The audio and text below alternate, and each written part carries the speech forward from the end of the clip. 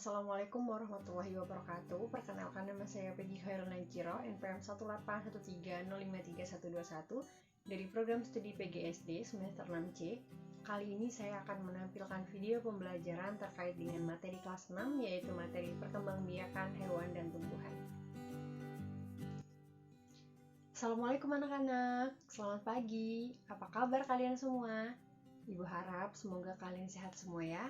Nah, jangan lupa untuk selalu jaga kesehatan. Nah, anak-anak, bagaimana? Sudah siap untuk belajar hari ini? Sudah?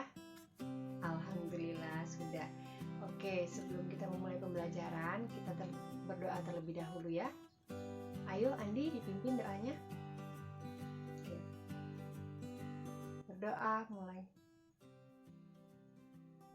Berdoa selesai, ya. Nah, anak-anak, Ibu absen dulu ya kehadirannya. Andi, ya,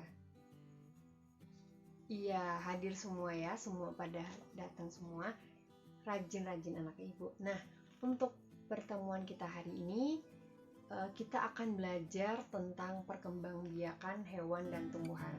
Nah, untuk hari ini kita akan membahas tentang perkembangbiakan hewan. Oke anak-anak, perkembangbiakan hewan itu terbagi menjadi dua. Yang pertama yaitu perkembangbiakan generatif dan yang kedua itu perkembangbiakan vegetatif. Kalau perkembangbiakan generatif itu melalui proses pembuahan, sedangkan perkembangbiakan vegetatif itu tidak melalui proses pembuahan. Perkembangbiakan generatif itu terbagi menjadi tiga. Yang pertama itu perkembangbiakan secara bertelur.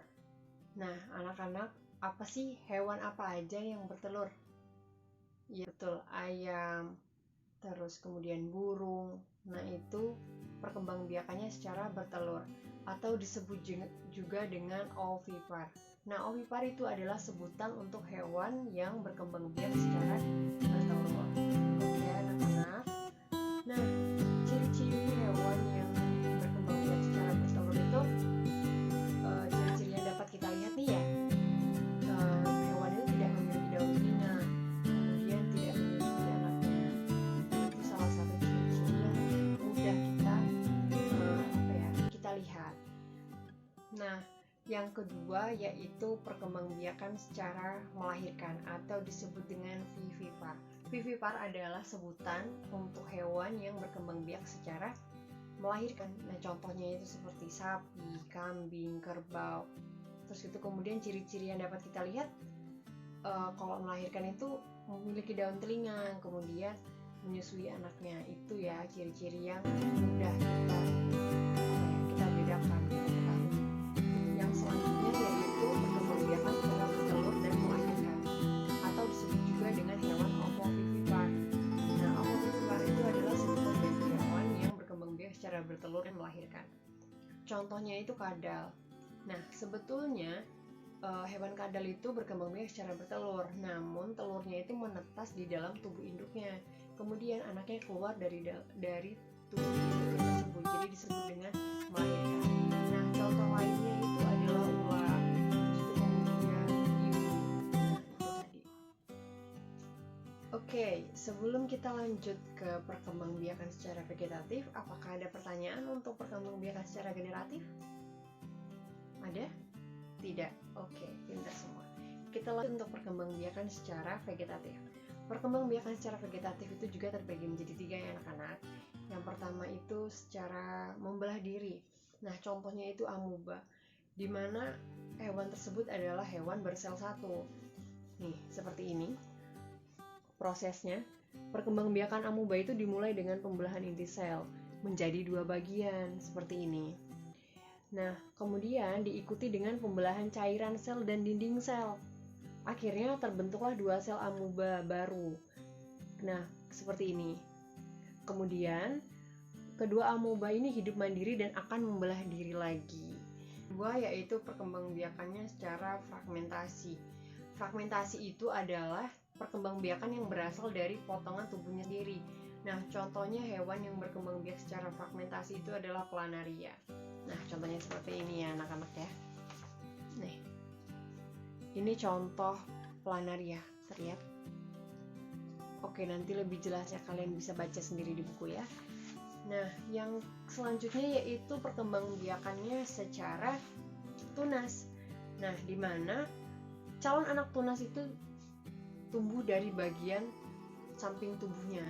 Lama-kelamaan calon anak tersebut besar dan memisahkan diri. Contohnya itu adalah hewan anemon laut. Nah, contoh hewan anemon laut itu seperti ini. Nih, seperti ini anak-anak ya. Nah, ini. Oke, anak-anak, untuk pendalaman materi kalian, sekarang Ibu minta kalian untuk membaca dan mendalami materi kembali yang ada di dalam buku tentang perkembangbiakan hewan. Ibu beri waktu kalian 10 menit ya untuk membaca. Oke, waktu sudah habis. Sekarang Ibu minta kalian untuk berkelompok, dibagi ya menjadi 4 kelompok. Satu kelompoknya 3 atau 5 orang deh. Dibagi menjadi 4 kelompok. Oke, ya, kelompok 1 ada di sebelah sini ya, kelompok 2 sebelahnya lagi, kelompok 3 sampingnya, dan kelompok 4 sebelah 1.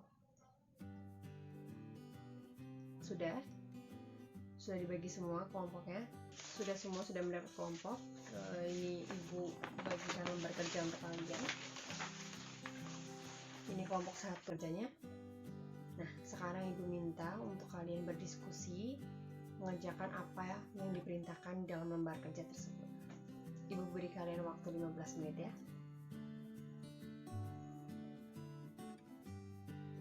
Oke, waktunya sudah habis. Nah, sekarang Ibu minta kalian untuk perwakilan kelompok maju untuk menyampaikan hasil kerja kelompok kalian. Oke, siapa dulu mau yang maju? Dari kelompok 1 deh. Kelompok 1 siapa perwakilannya? Oke, Budi silakan maju. Iya. Tolong disampaikannya di depan kelas.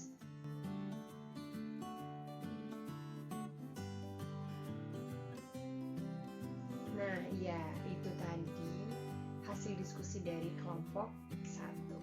Oke, lanjut untuk kelompok 2, dipersilakan. Oke, semua kelompok sudah maju semua, sudah menyampaikan hasil kelompoknya, hasil kerja kelompoknya. Sekarang Ibu yang akan bertanya kepada kalian. Yang bisa menjawab akan Ibu beri nilai. Oke, soal yang pertama. Apa perbedaan perkembangbiakan vegetatif dan perkembangbiakan secara generatif? Ayo, siapa yang bisa? Yang bisa akan Ibu kasih nilai ya. Iya, silakan Ani dijawab. Iya, betul. Jadi, perkembangbiakan generatif itu adalah perkembangbiakan yang melalui proses pembuahan. Sedangkan perkembangbiakan secara vegetatif itu adalah perkembangbiakan yang tidak melalui proses pembuahan. Oke, pintar ya Ani.